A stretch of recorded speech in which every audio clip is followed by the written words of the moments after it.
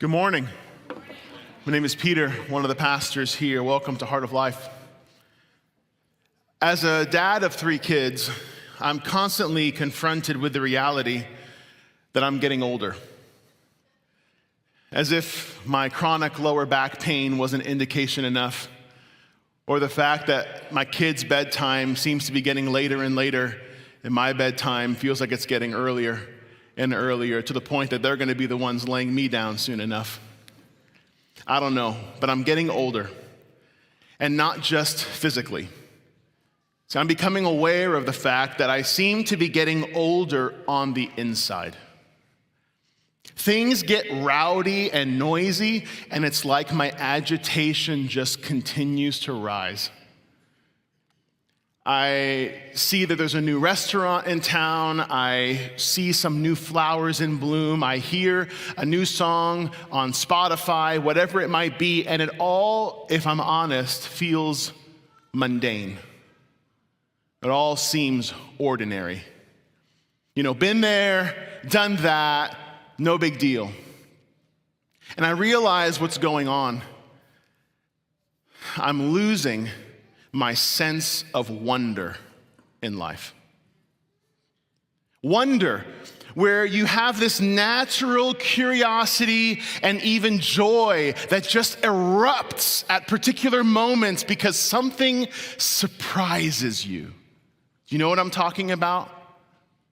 Kids are incredible at this. The week before my youngest was born, I remember feeling particularly nostalgic, so I snapped this photo while playing with my 2 older kids at the time. They were ages 4 and 3. And there was something about this photo, it reminded me of these words. I want to understand the world from your point of view, to walk in your shoes, to feel things as you feel them, to explain things as you explain them.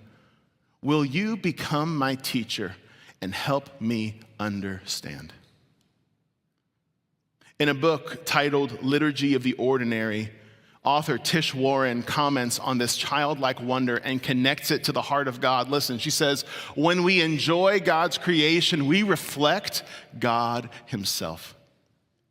God does not stoically pronounce creation good like a disinterested manager checking off a quality control checklist so he can clock out early. No, God delights in the perfect acoustics of ocean waves. God swoons over the subtle intensity of dark chocolate and glories in robin's eggs and peacock calls. She's drawing from the observations of another author and thinker, G.K. Chesterton, who similarly saw in God this childlike wonder. Here's how he said it. Because children have abounding vitality, because they are in spirit fierce and free, therefore they want things repeated and unchanged. They always say, do it again. And then the grown-up person does it again until he is nearly dead. For grown-up people are not strong enough to exult in monotony, but perhaps God is. It is possible that God says every morning, do it again to the sun, and every evening, do it again to the moon. It may not be automatic necessity that makes all daisies alike. It may be that God makes every daisy separately, but never tires of making them. It may be that he has the eternal appetite of infancy. For we have sinned and grown old, and our Father in heaven is younger than we. What they're saying is that in the same way that kids never get tired of beauty and how they can embrace enjoyment with abandon and don't feel guilty about taking time to search for feathers and pine cones, they can just enjoy it. They can just invent games and get lost in their imagination and just take delight in the treats of life. It's because God is like that. Perhaps a better way of saying it would be God isn't like enthusiastic children. Maybe enthusiastic children are like God. And if it's like God to see the world with wonder, then what in the world happened to us? What's happened to me? Of all the many things that we learn and find in life, why does it seem that we all lose this sense of wonder that we so naturally exuded as children? While growing up, did we also grow cold too? But does growing older have to mean growing colder? Or is there some way to retain and possibly even reclaim this childlike, godlike wonder? That's what we're going to consider this morning as we continue in a series we've been in since June called The Genius of Jesus. The Genius of Jesus. We're studying the attributes of Jesus, ways in which he broke the mold, but also invites us into a more beautiful humanity as he shows us and teaches us how to be human again. Because I don't know if we realize this, but if anybody on earth had the excuse to become bored with the mundane and miss the beauty in the world around them, it would have been Jesus. I mean, he's God. And as God, don't you think he's seen it all? Don't you think he's done it all? Been through it all? Like if anyone had the reason, the right to lose their sense of wonder at this thing called life, you would think it would have been the one who made it all, right? And yet not once do we read of Jesus being an old curmudgeon yelling at the kids to get off his lawn. Not once do we see Jesus rolling his eyes in a kind of cynical, sassy way. Not once do we see Jesus just yawning out of boredom. Instead, Jesus would say things like, look at the birds of the air and look at the lilies of the field. He would humorously use these creative metaphors about straining out gnats and swallowing camels. He would tell captivating stories about seeds that spring up to life and shepherds that leave the 99 for the one. Why were so many drawn to Jesus? Could it be in part that they saw in him this childlike wonder, this sense that God might be up to something new in our world, and they wanted to get close enough that they could just taste it for themselves? Maybe you've heard the phrase, there's nothing new under the sun. That comes from a guy by the name of Solomon, King Solomon in the Bible. Now, he's often referred to as the wisest man who ever lived. But think about that phrase, nothing new under the sun. Is that true, or was Solomon just having a bad day when he wrote that? I want you to compare that to what God says in Isaiah 43:19. God says, behold, I am doing a new thing. A new thing. It's like, well, that's Old Testament, Peter. Okay, how about Revelation? Is that recent enough? But Revelation 21:5, and he who was seated on the throne, this is Jesus, Jesus said, behold, I am making all things, what's the word? New. So Old Testament and New, we see a theme. God desires, he delights, he dwells within and is consumed by bringing forth the new and the beautiful. So that's the heart of God. And if it is, then why is Solomon bemoaning there being nothing new under the sun? The answer comes from Isaiah 43. Look at this again. Verse 19 continues to say, behold, I'm doing a new thing. Now it springs forth. Do you not perceive it? See, the problem isn't that there's nothing new and beautiful around us. The problem is we grow blind to seeing, deaf to hearing, numb to feeling the beauty around us. And like Solomon, how quickly have we grown to lose the sense of wonder that can actually perceive the glory that is all around? But is it possible to recapture and cultivate a heart that is able to recognize beauty? I believe the answer is yes, and we're going to grapple with that today as we learn from Jesus, not only in how to recognize beauty, but also in how to add to the beauty that exists. And of all the places we could look, I have found no better place to mine this out for ourselves than in Matthew chapter 26. Matthew 26, please look there with me. 26, starting with verse 6. While Jesus was in Bethany in the home of Simon the leper, a woman came to him with an alabaster jar of very expensive perfume, which she poured on the head of Jesus as he was reclining at the table. When the disciples saw this, they were indignant. "Why this waste?" they asked. "This perfume could have been sold at a high price and the money given to the poor." And aware of this, Jesus said to them, "Why are you bothering this woman? She has done a beautiful thing to me."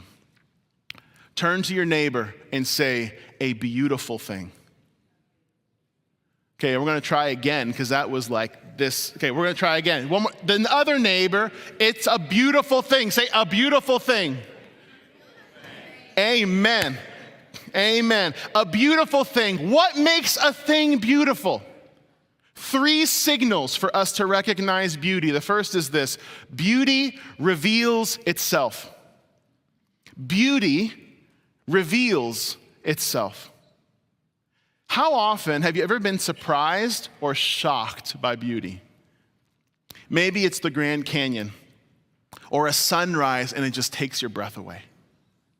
Or maybe you're walking through a museum and you turn a corner and then audible gasp because of whatever was there down the hall.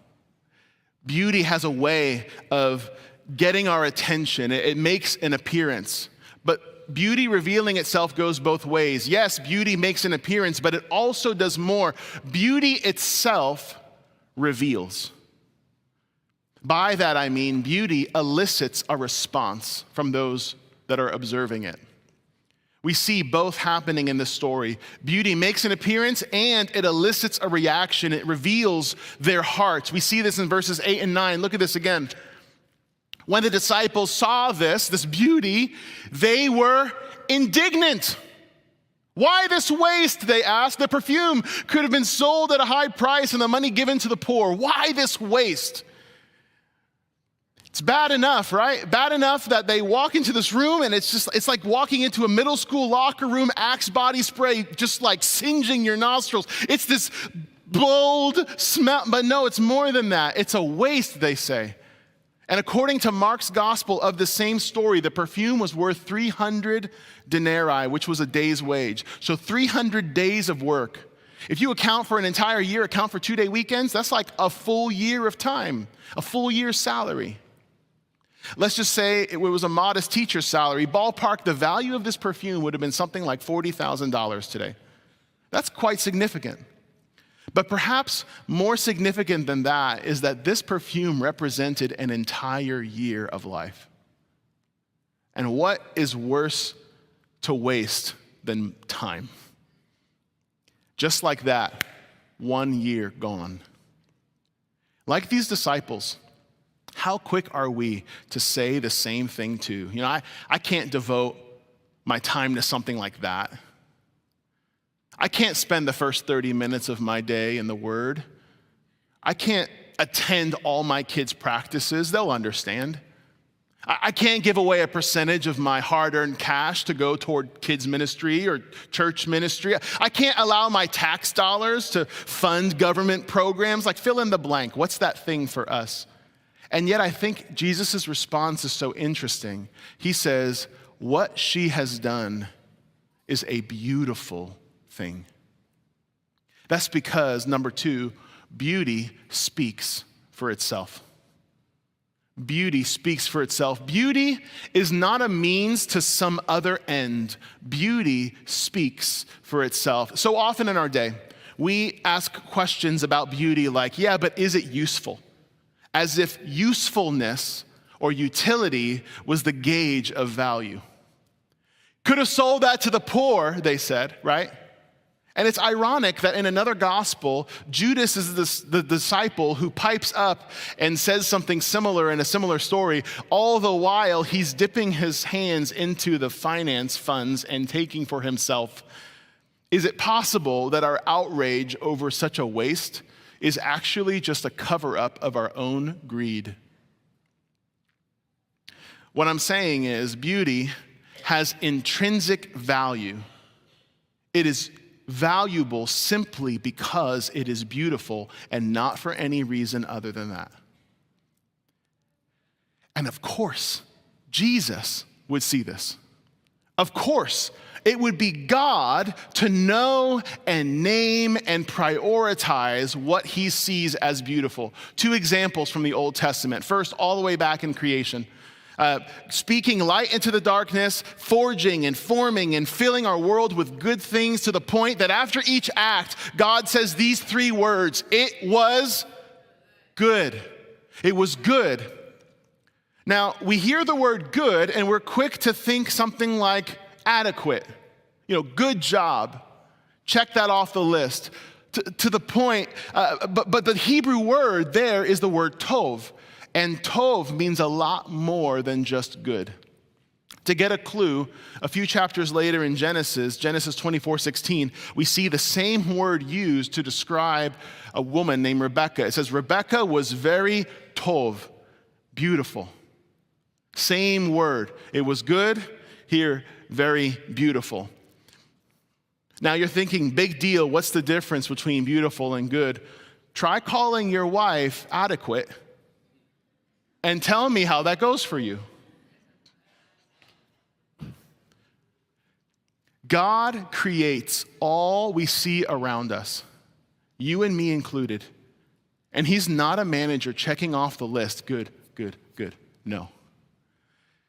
He's the 4-year-old child who comes out of the car, looks up, sees pink cotton candy clouds, and goes, wow. He's the grandparent in the delivery room with her daughter, dumbfoundedly watching as a new, precious newborn emerges into the world. He is a groom at the altar, tears streaming down his cheeks as his bride begins walking down the aisle. Beautiful, beautiful, beautiful.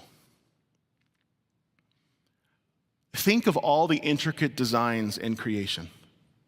All the stars that we know are singing millions and billions of light years away.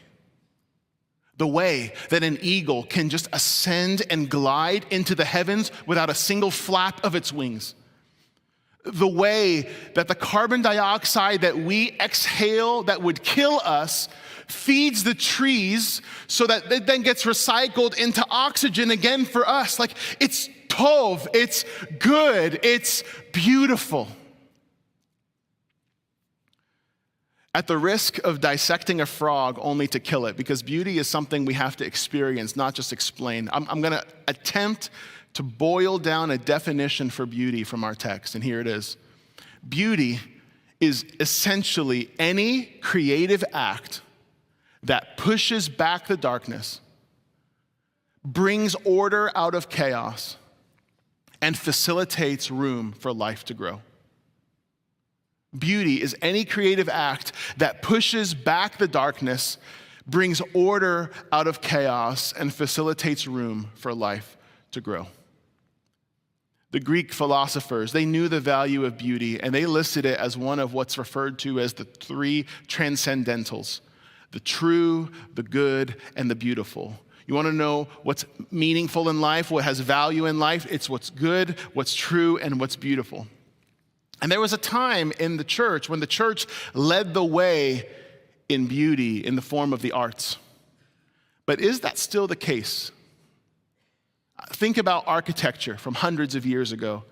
The sacred spaces to stained glass windows and iconography and the like. From Bach fugues to Handel's Messiah, all across the board. What a great legacy of beauty and creativity have we so departed from today as a church?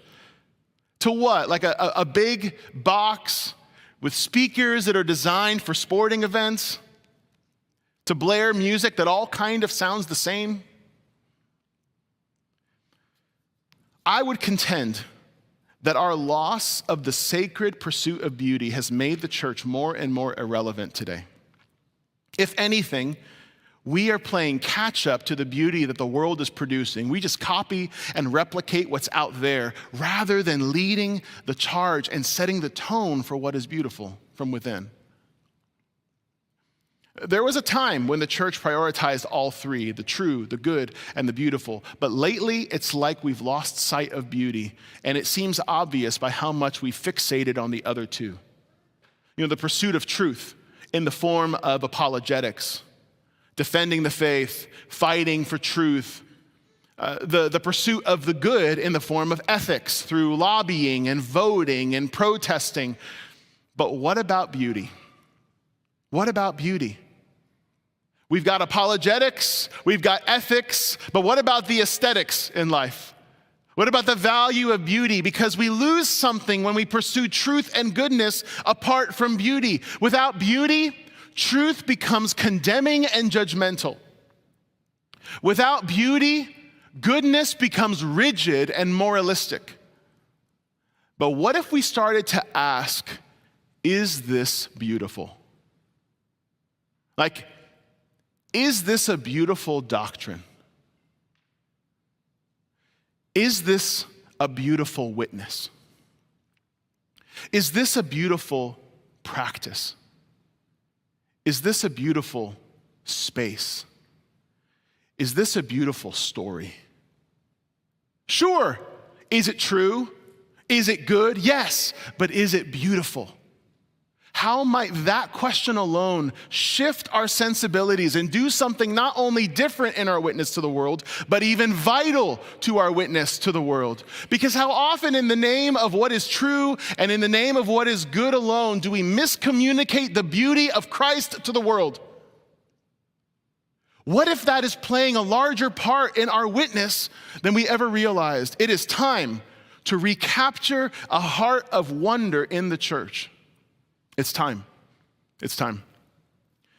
One more Old Testament scenario, reference to beauty, but first a memory. Grace and I had the incredible privilege of traveling through the Holy Land in 2019, and this was a picture that we got while we were out there. I remember Grace pointing out how surprisingly brown all the wilderness spaces were. Because we think the word wilderness, we read in the Bible, wilderness, and sometimes we think about wooded areas, forests, uncultivated land, but this is different. This is a sun-baked, dry desert land. This is wilderness. This is wilderness. It's just, there's no green, there's no color, there's no life. It's just brown everywhere. And I was talking with a friend of mine, Dave, from an arts ministry called United Adoration, and he made this great observation about the tabernacle. If you've been hanging with us through Exodus and Leviticus, you've probably heard more about the tabernacle than you ever wanted to know. But really think about this. Listen to what he says. Beauty seems to be a foundational part of God's creation and plan for the world. The tabernacle was full of beautiful colors. The beautiful colors didn't make the tabernacle more functional, but the beauty of the colors stood as such a stark contrast against the endless brown, lifeless desert. Really picture this. Any passersby in the desert, before they ever knew what the tabernacle was or what it was for, they would see that it was beautiful. And that beauty would point them somewhere. See, beauty speaks for itself. It does. It's not a means to some other end as if it's only valuable if it's useful or pragmatic. No, it stands on its own two legs, but it's also true that beauty is not an end to itself either. What I mean is beauty points beyond itself. It doesn't point to itself, it points beyond itself. There's a field of design known as biomimicry that essentially patterns human innovation after the designs in our world around us. And you see this in the designs of the B-2 bomber. Look at this. See the similarities? Like, who better to design a stealth bomber after except the first stealth bomber? You know what I'm saying? Like, there's something to looking at the design of the world around us and learning from it, mimicking it, biomimicry, that's the idea. Or how about the veins on a leaf? They're beautiful, aren't they? But is that all that they are? Are they just there to look good? No. It turns out this is plumbing. It's plumbing. Because if you didn't have the veins on the leaf, then the water would catch on the leaf and it would weigh the tree down and it would break under the weight of rain. But this is plumbing. And to confirm this, I checked with Kevin Jennings, our resident plumber, and he literally said that's exactly what it is. He said if you have to make a right angle, like a 90-degree turn, you always try to use 245s because you want to angle it to plumb the water where it needs to go. Brilliant design. The beauty points beyond itself. Janine Benyus is a pioneer in the field of biomimicry, and she summarizes this concept so brilliantly. She said, beauty is a signal of the good. Beauty is a signal of the good. We see this throughout human history. One example, the presence of flowers, beauty, would point us to there being a good source of water nearby. Beauty signals the good. See, beauty is able to capture our attention in a way nothing else can, but it's meant to signal beyond itself, to point toward the good, which is why Jesus reserves strong language for those who use beauty in a way that is counterfeit. Listen to this. This is just 3 chapters earlier in Matthew 23. He's reaming out the religious leaders of that day, and he says this in verse 27, "Woe to you, teachers of the law and Pharisees, you hypocrites. You are like whitewashed tombs. You look beautiful on the inside, but on the outside, you're full of bones of the dead and everything unclean." First, we got to admit, Jesus knew how to dish it out. Like that one stung. But why is he railing on them here? It's because they were using their legalistic, moralistic, religious adherence to the law like some kind of a mask or veneer of beauty to try and cover up their rotting souls. Jesus calls it, don't use beauty as a counterfeit. Why? Because beauty is never meant to point to itself.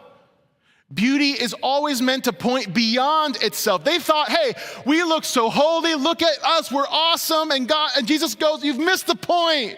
Beauty never points in, it always points up. It always points beyond, which is why Jesus made it a point to highlight the real thing of beauty in Matthew 26 when the woman broke the jar of perfume. Because she wasn't doing it to draw attention to herself. She was demonstrating how what she'd found in the room was the ultimate good. She didn't care how wasteful it looked. She needed everyone to look at Jesus. And then Jesus closes out the scene with these words, Matthew 26, verse 13, "Truly I tell you, wherever this gospel is preached throughout the world, what she has done will also be told in memory of her." A beautiful thing, a beautiful act, a beautiful gesture pointing beyond itself to the ultimate good news. How might God be calling us to add beauty into our world, not to draw attention to ourselves, but to draw attention to Him? What beautiful witness. What beautiful practices. What beautiful music. What beautiful teachings.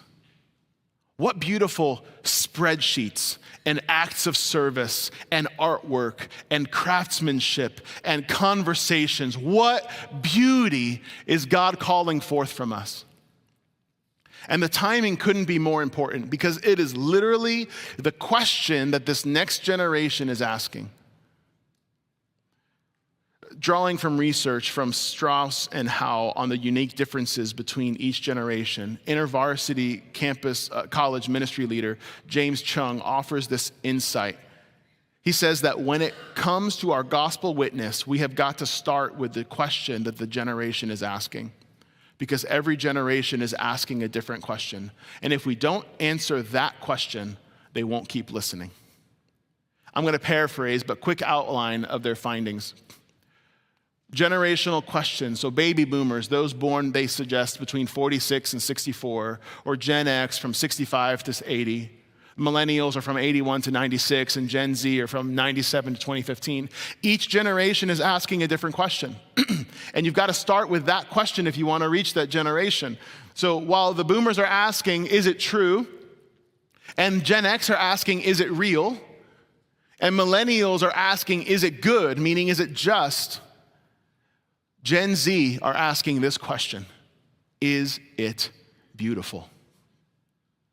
Is it beautiful? Is it transcendent and worthy of my worship? Is it awe-inspiring and calling me into something that deserves my wholehearted attention? That's the question they're asking. And if we want to know how to reach them, we've got to prioritize the question of beauty once more. How can we show and share the beauty of Jesus may be the most important question we have to ask as a church today. And this can only happen if we recover and recapture that childlike, God-like sense of wonder. Because before we can add to beauty, we have to be able to acknowledge and recognize beauty. We have to experience beauty. And the best way I know how is by recognizing the beauty in Jesus. A beauty that Isaiah 53:2 says, Jesus had no beauty or majesty to attract us to him. So how's that work out? Jesus is so beautiful, but yet there's no beauty to attract us to him. And yet that proves it, doesn't it? It proves it, because why else would a centurion and a bleeding woman be drawn to him? Why else would a tax collector and a zealot both be his disciples? Why else could a Pharisee and a group of women attend his grave? It's because in life and in death, Jesus' beauty shines forth in grace to all. But do we have eyes to see it? Do we have ears to hear it and hearts to feel the beauty of Jesus? Because it would seem the problem in this case is not the object, but the beholder. And there are times that we behold wrongly. But Jesus comes for us anyway. All of us.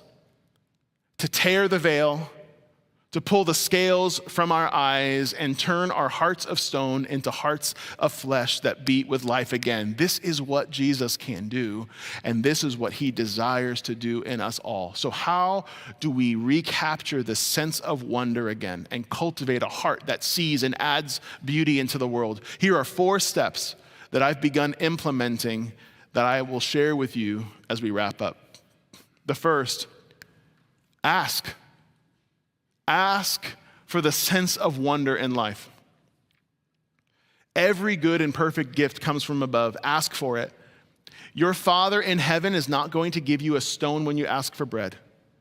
He's not going to dupe you with a scorpion when you ask for an egg. Ask the giver of every good gift. And then pause. Pause for it. What I mean is, make time in your day to wonder. Set your phone down. Put it in a room that's different than the one that you are in, and allow your mind in boredom to go different places. From time to time, let wonder interrupt you. Kids are so good at this. You could tell them to go do something, and next thing you know, they're over here doing something else. Let them be your teacher. I'm serious. Let them guide you. When they pause and linger, you learn to pause and linger with them. And when they go, wow, instead of doing, yeah, I've seen that before, inquire.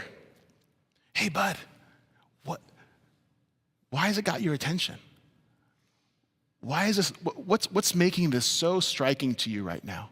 Ask, inquire, stay curious. Stop what you're doing and turn, and then engage. Engage in wonder. When something catches your attention, engage. What I mean is really open your eyes, incline your ears, pull out a piece of paper and sketch what you see. You don't need to post it on Facebook, just for your own benefit. Just draw it out. Or if you've got your phone on you because you didn't listen to me and put it in the other room, then pull up your notes app, write a 2-line poem that rhymes. I'm sitting in this room, it's filled with lots of gloom, I don't want to go to boom, I don't know, like just start writing some words that rhyme. But my point is, and again, you're not posting this on social media, it's just for you. Let it expand your soul as you engage in it, whatever it is. Write about what it makes you feel. So ask, pause, engage. One more. Share. Share of whatever it is that's got you wondering. Tell someone about it, whatever it might be, because wonder is a team sport and it's infectious, right? Invite someone to wonder with you. C.S. Lewis says, praise is the completion of joy, meaning if joy is a volcano, what makes that joy erupt is when you share about it with someone else. You praise that thing to someone else. What I'm saying is, be a kid again. Describe in bright colors and vivid hues and watch that joy explode. Now, if you're wondering or worried, like, man, I'm going to forget these 4 words, you're in luck because they all spell out the word apes. That's right. Ask, pause, engage, share. What was it again? Apes. Apes. Now you're like, Peter, that is goofy. Yeah, I know. But like, we can't forget it now, right? But it's not about memorizing this. It's about actually putting it into action. It's not about just remembering. It's about beauty and action. So let's do this. Let's do this because the beauty of Christ is on the line. Let's do this because there is an entire generation that hangs in the balance. Let's do this because the future witness of the church is at stake. Because we've been made in the image of a creator God. Because we've been made to reflect his image throughout his good world. Because beauty reveals, speaks, and points beyond itself as a signal for the good. Let's do this. Because what else could Jesus have meant when he said the kingdom of heaven belongs to little children? And that entrance into this beautiful kingdom requires becoming like little children ourselves, precious little children who see and dance and sing and pray and trust and believe and dream of a more beautiful world. Because we've recaptured and cultivated this sense of childlike, godlike wonder. Let me pray for us.